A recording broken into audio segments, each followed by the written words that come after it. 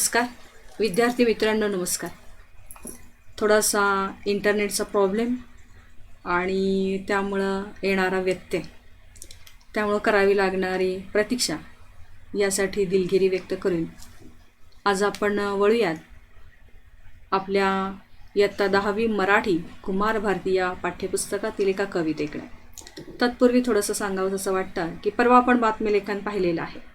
ती बातमीलेखन पाहिल्यानंतर काही विद्यार्थिनींनी मला छान अशा बातम्या करून लगेचच पाठवलेल्या आहेत आणि बऱ्याच अंशी त्या बातम्या त्यांना करता आलेल्या आहेत. तर असा हा प्रयत्न हा सदैव तुम्ही करत राहाल तर नक्कीच तुमचा अभ्यास हा खूप चांगला होईल. वर्गात येणारा जिवंतपणा आणि आभासी वर्गात येणारा जिवंतपणा यात थोडा नक्की फरक राहणार आहे, परंतु बऱ्याच अंशी आपण तो आणण्याचा प्रयत्न करूयात आणि जर तुम्ही समर्थ साथ दिलीत तर त्या गोष्टी घडणार आहेत. मी तुम्हाला परवाच सांगितलं की मुलांनो, की काही मुलांना रेंज मिळणार नाही आहे. मलाही रेंजचा प्रॉब्लेम तसा होतो आहे, पण तरीही बऱ्याच अंशी चांगलं काम व्हावं यासाठी प्रयत्न करतो आहे.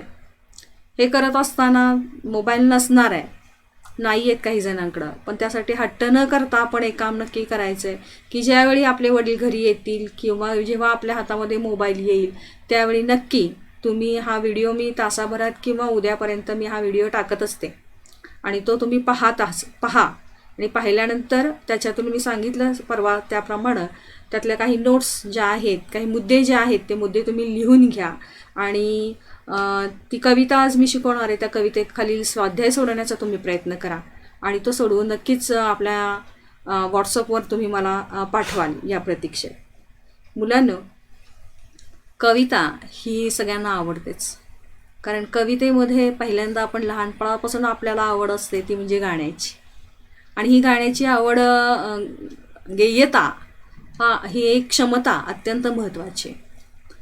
ही गेयता ही प्रत्येकाकडं असतेच असं नाही, परंतु आपल्या प्रत्येकाला ती आली पाहिजे आणि त्याच्यातून संगीतातून मिळणारा जो काही एक प्रकारचा आनंद आहे तो आनंद खूप वेगळा असतो. फक्त गेयताच याच्यामध्ये दडलेली असते असं नाही, तर या कवितेमध्ये खूप असा छोट्या छोट्या पंक्तीमधून फार मोठा आशय हा व्यक्त होत असतो. त्याच्यामध्ये बराचसा गर्भितार्थ हा दडलेला असतो. मग अशाच पैकी एक कविता, पंडिती काव्य जे आहे भरतवाक्य, हे पाहणार आहोत. हे पाहत असताना थोडासा परिचय मला त्यांचा मोरोपंतांचा द्यावा असा वाटतोय की बघा की ते पंडित कवी होते. काव्य, नाट्य, व्याकरण, अलंकारादी शिकून न्याय व वेदांत यांचं अध्ययन त्यांनी केलेलं होतं. त्यांनी विपुल काव्यरचना केलेली आहे. 268 काव्यकृती त्यांच्या नावावर आहेत. त्यापैकी आर्याभारत, केकावली, मंत्र भागवत, मंत्र रामायण, श्रीकृष्ण विजय व हरिवंश या रचना प्रसिद्ध आहेत. त्यांनी संस्कृत रचना देखील केलेली आहे. त्यांचे समग्र वाङ्मय कविवर्य मोरोपंतांचे समग्र ग्रंथ खंड 1 ते 12 यामध्ये संग्रहित करण्यात आलेले आहेत. मोरोपंतांनी या भरतवाक्यामध्ये बघा की सज्जन माणसांच्या सहवासाचे, सद्विचारांच्या श्रवणाचे महत्त्व याकडे लक्ष वेधलं आहे. खोटा अभिमान बाळगू नये, भक्तिमार्गाकडे वळताना कोणत्याही मोहाला बळी पडू नये असे आवाहन केले आहे. सत्कर्मात व सज्जनांच्या सहवासात राहण्याची शिकवण या पद्यरचनेतून दिलेली आहे. बघा की हे मोरोपंत जे आहेत ते मूळचे कोकणचे, आणि त्यांचे वडील आणि पंजोबा जे होते ते कोल्हापूरला राहत होते, पन्हाळगड या ठिकाणी. आणि ते राहत असताना मग यांचा जन्मही तिकडंच कोल्हापूर विभागात झालेला. मग त्या ठिकाणी त्यांनी सगळं वेद, शास्त्र, मंत्र असं विविध अध्यात्माचं ज्ञान त्यांनी तिथं घेतलेलं आहे आणि त्या अध्यात्माच्या ज्ञानातून विविध पद्यरचना त्यांच्याकडून झालेल्या आहे. अगदी वेळप्रसंगी बऱ्याचदा ते आपल्या भिंतींवर सुद्धा असे वेगवेगळे यमकयुक्त शब्द लिहायचे आणि मग त्या अलंकारादी शब्दातून या पद्यरचना या जन्माला आलेल्या आहेत. बऱ्याचशा रचना त्यांच्या प्रसिद्ध आहेत. त्यामधील केकावली, केका म्हणजे आपण मोराचं ओरडणं असतो ना, त्याला केका म्हणतो. हे मोरोपंत त्याला स्वतःला मयूरपंत असं म्हणायचं.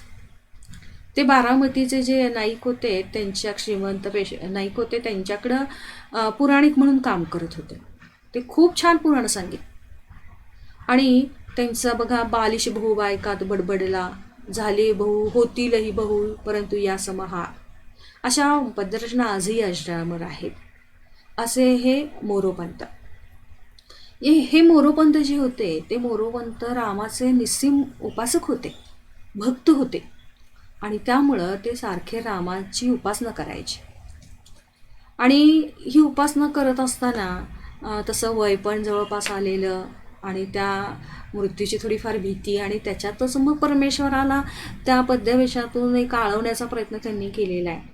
जणू काही एक प्रकारचा टाहो त्यांनी फोडलेला आहे या परमेश्वराच्या पायथ्याशी म्हणूयात, किंवा त्याच्या जवळ जाऊन त्यांनी हा एक प्रकारचा टाहो फोडलेला आहे.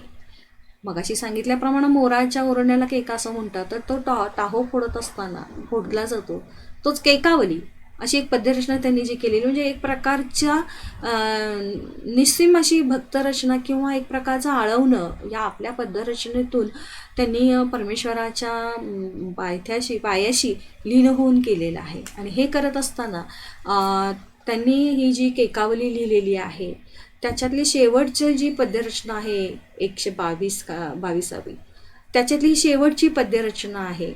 बघा की नाटक असतं, आपण नाटक पाहतो, मग हे नाटक जे असतं त्या नाटकामध्ये शेवटचं जे वाक्य असतं त्याला भरत वाक्य असं म्हटलं जातं. अगदी तसंच या पद्यरचनेमध्ये असणारी ही शेवटची पद्यरचना आहे. म्हणून या कवितेला म्हणूयात पंडिती काव्याला हे जे नाव दिलेलं आहे ते किती सार्थ आहे, त्यालाच भरतवाक्य असं म्हटलं जातं. आणि अशीच ही दिलेली भरतवाक्य कविता आहे. खूप चांगले विचार त्यांनी सांगितलेले आहेत की बाबा सज्जन माणसाच्या संगतीत राहिल्यावर काय होतं, आपण काय काय या जीवनामध्ये, मनुष्यजन्म आपल्याला मिळालेला आहे, मग या मनुष्यजन्मामध्ये आपण आपल्या जीवनाचं सुंदर असं आणखीन जीवन कसं करू शकू हे करणं महत्त्वाचं आहे. आणि ते करण्याचे चांगले विचार, काय काय केलं पाहिजे तर काय करायला नको, हे या पद्यवेशामध्ये त्यांनी आपल्याला सांगितलेलं आहे. तेच आपण पाहणार आहोत. तर पाहूयात भरतवाक्य. बघा, सुरुवातीला मी ही कविता वाचून दाखवेन आणि वाचल्यानंतर तुम्हाला थोडंफार लक्षात येतं का ते पाहूयात आपण.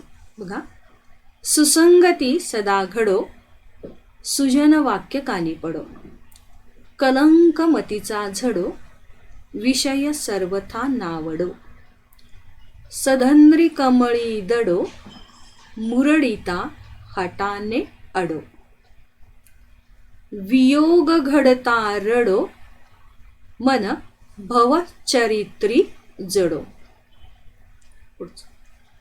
दुसरं कडवं बघा, वाचते. न निश्चय कधी ढळो, कुजन विघ्न बाधा टळो, न चित्त भजनी चळो, मती सदुक्त मार्गी वळो, स्वतत्व हृदया कळो, दुरभिमान सारा गळो, पुन्हा न मन हे मळो, दुरित आत्मबोधे जळो.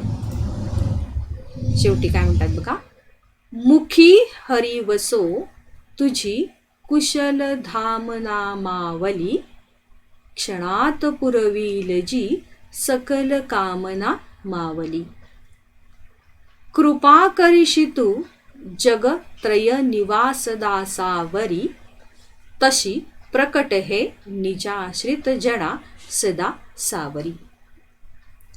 बघा, अशी ही पूर्ण कविता आहे. या 3 कडव्यामध्ये छोटीच आहे, परंतु त्याच्यामध्ये दडलेला जो अर्थ आहे तो फार मोठा, आपल्या जीवनाला कलाटणी देणारा असा आहे.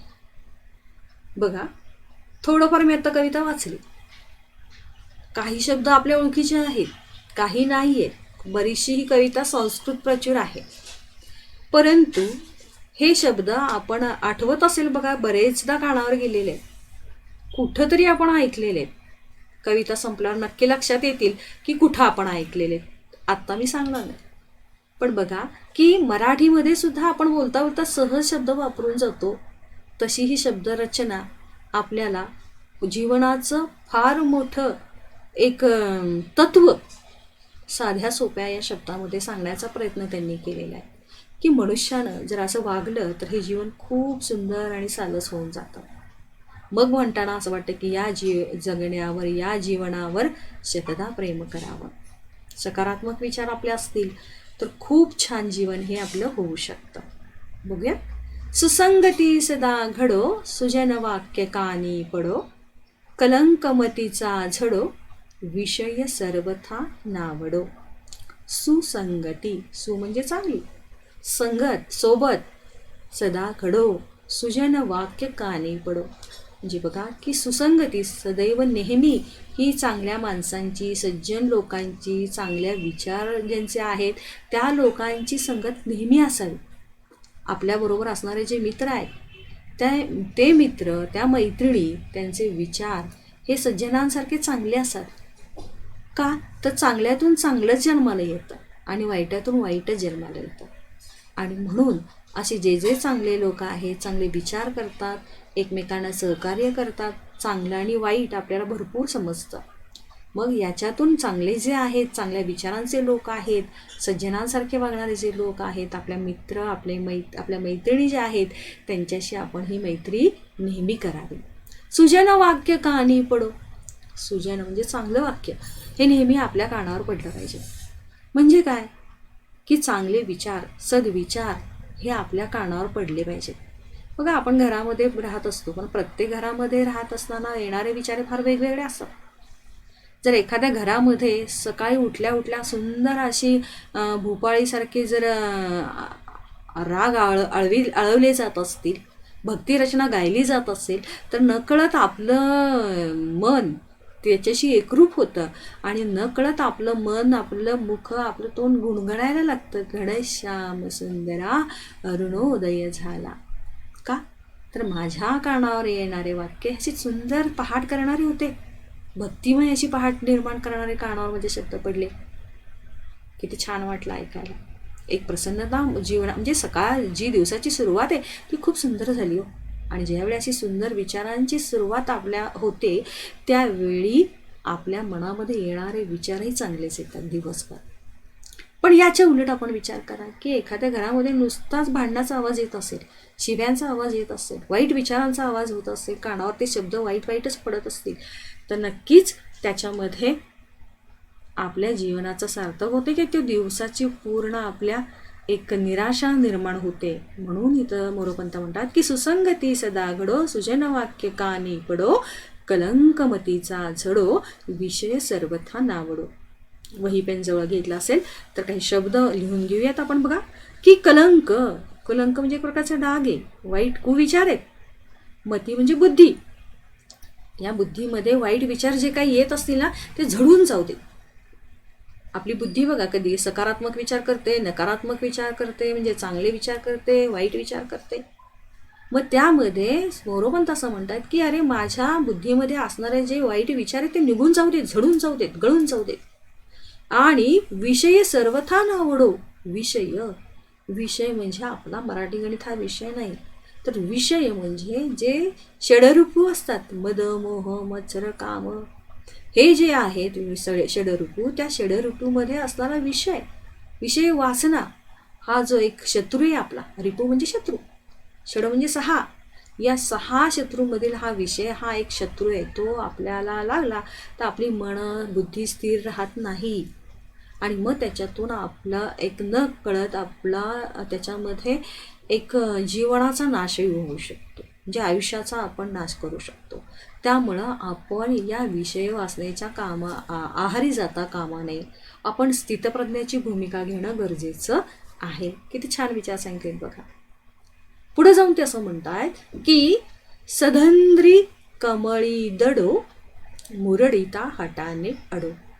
सद म्हणजे सज्जन, अंघ्री म्हणजे पाय, आणि कमळी म्हणजे कमळ, हे सज्जनांचे पाय.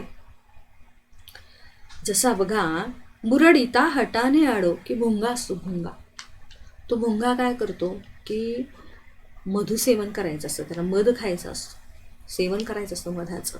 म्हणून त्या कमळामध्ये तो जाऊन बसतो आणि रात्रभर त्याचं सेवन करत असतो मधाचं. आणि जर त्याच्यातून तो बाहेर काढलं त्याला किंवा त्याचा त्या फुलापासून कमळापासून वियोग झाला तर तो अक्षरशः रडतो, त्याला वाईट वाटतं. म्हणजे त्याला तो विरह सहन होत नाही. तो त्याच्याशी त्या कमळातल्या मधुसेवनामध्ये तल्लीन एकरूप झालेला असतो. त्याला ते आवडत, सहन होत नाही. विरह वियोग त्याला काही सहन होत नाही.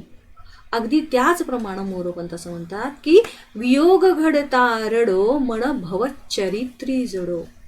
तसं आपलं मन देखील, माझं मन देखील परमेश्वरा तुझ्या या अध्यात्माच्या माध्यमातून या सज्जनांच्या पायी सदैव जडून राहू दे. तुझ्या या नामस्मरणातून मला अजिबात बाहेर काढू नकोस. माझी सुद्धा जर त्याच्यातून मी बाहेर जाऊ तर भुंग्यासारखी अवस्था होती, मला आवडत नाही. म्हणजेच मला तुझ्या चरणाशी लीन होऊ दे. मुंग्याप्रमाणे मला पण बाहेर अडवू देऊ नकोस. असा हा सुंदर मतितार्थ या कडव्यामध्ये आपण पाहिलेला आहे. पुढचं कडवं बघा. न निश्चय कधी ठळो कुजन विघ्न बाधा टळो. की बघा की ज्या गोष्टी आयुष्यामध्ये घडत असतात, जे विचार आपण करत असतो, जे निश्चय आपण असतो, ज्याच्याशी आपण दृढ एकरूप झालेला असतो, त्याच्यातून आपण बाजूला होता कामा नये. कुजन म्हणजे वाईट माणसांची विघ्नता किंवा विघ्न आपल्यामध्ये येता कामा नये. आपण ते टाळलं पाहिजे. वाईट लोकांच्या विचारांशी आपण जवळीक साधता कामा नये. आपल्या निश्चयापासून आपण बाजूला जाता कामा नये. आपला निश्चय आपण ढळू द्यायचाच नाही. आपण बघा जीवनामध्ये सगळ्या गुणांची लोकं असतात, सगळ्या विचारांची लोकं असतात, मुलं असतात, मुली असतात. पण त्याच्यामध्ये आपल्याला चांगलं आणि वाईट हे समजून आपण त्याच्यातून आपला वेगळा मार्ग चोखाळणं म्हणजे चांगला मार्ग चोखाळणं, आपल्या स्वतःच्या तत्वाशी एकरूप निश्चयी दृढ निश्चयी असणं महत्त्वाचं आहे.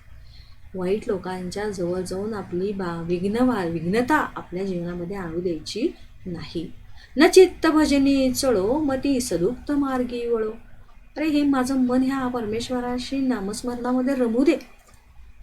मती सदुक्त मार्गी वळो. माझी जी मती म्हणजे बुद्धी आहे, सदुक्त म्हणजे चांगला मार्ग, एखादा चांगला छंद, त्या चांगल्या छंदाकडे वळू दे.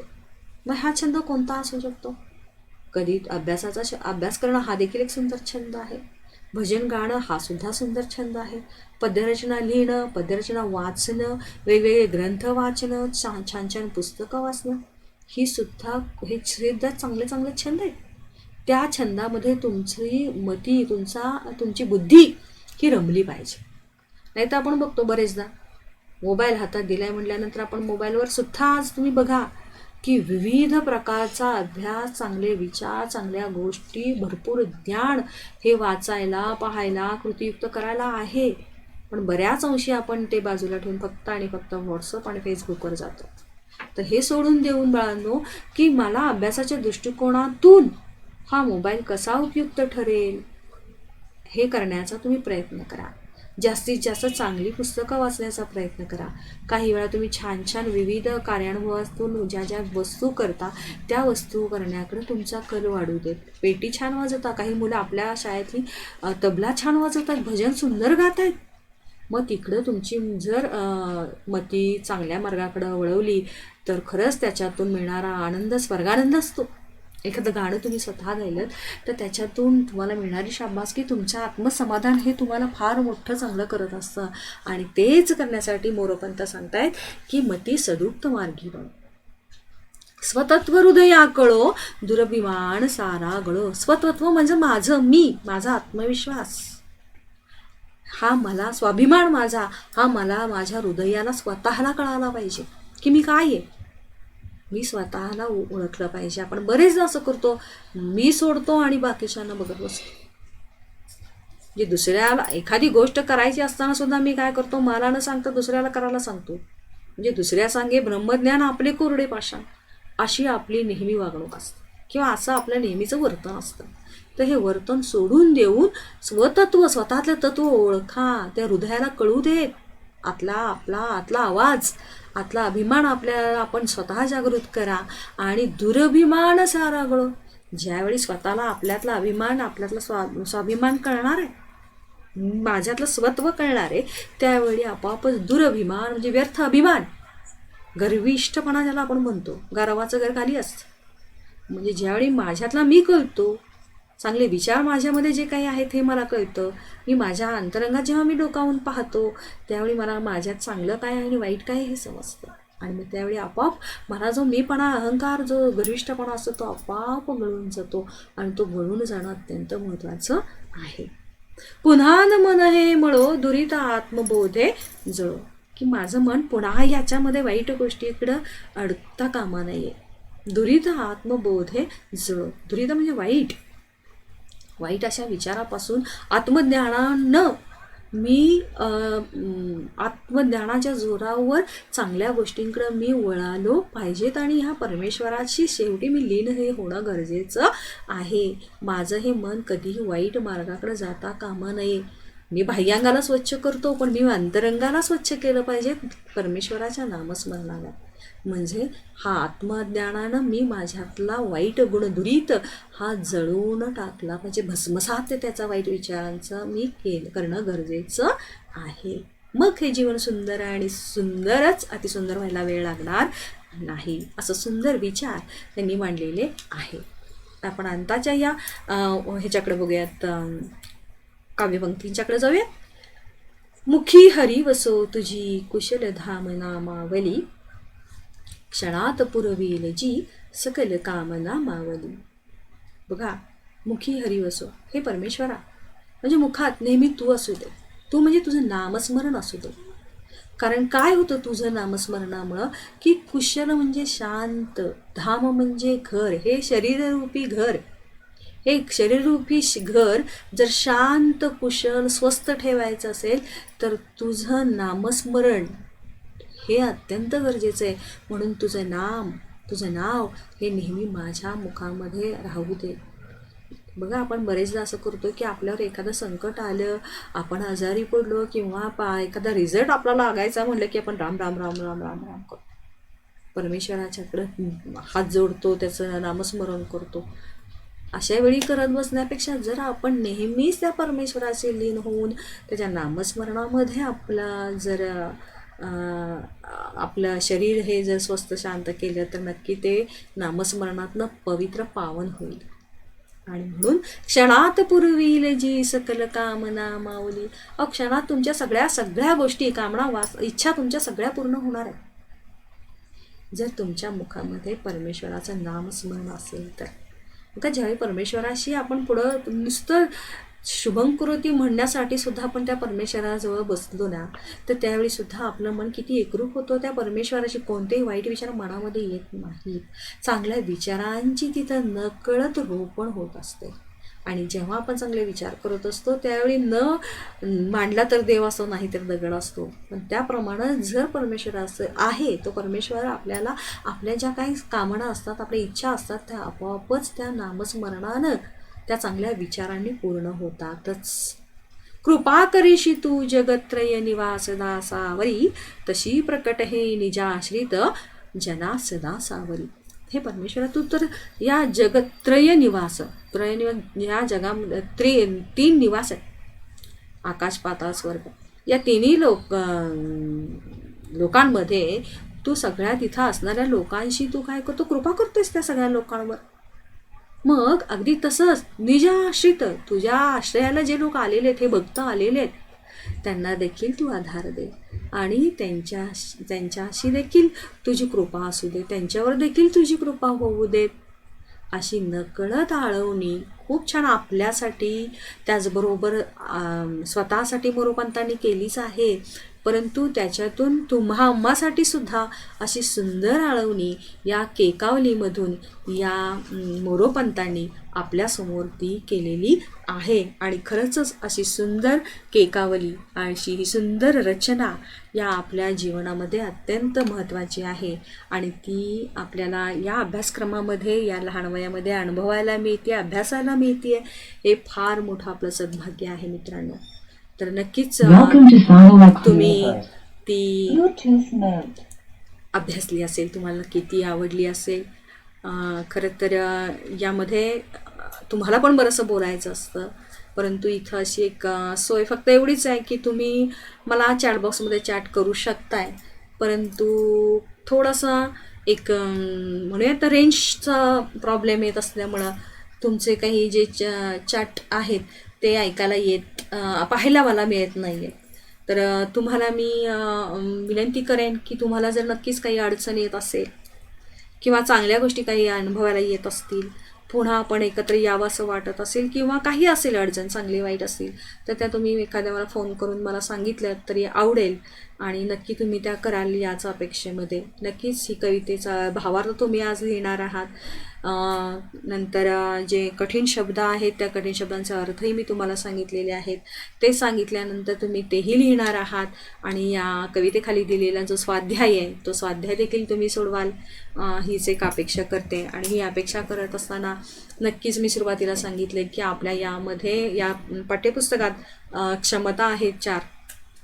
त्यामधील ही गायन एक क्षमता आहे आणि ती गायन क्षमता तुम्हाला येते, आवडते, तुम्हाला ती कदाचित आठवत असेल. आत्ता मी म्हटलं थोडं आणखीन आठवेल की आपण ही कुठंतरी ऐकलेली आहे का, आणि अशी सुंदर रचना एक थोडीफार ऐकवण्याचा मी तुम्हाला प्रयत्न करते. नक्की तुम्ही तो ऐका आणि गायनाचा आस्वाद घ्या. बघा. सुसंगती सदा घडो, सुजन वाक्य कानी पडो, कलंक मतीचा झडो, विषय सर्वथा नावडो. सदंद्री कमळी दडो, मुरडिता हटाने अडो, वियोग घडता रडो, मन भवचरित्री जडो.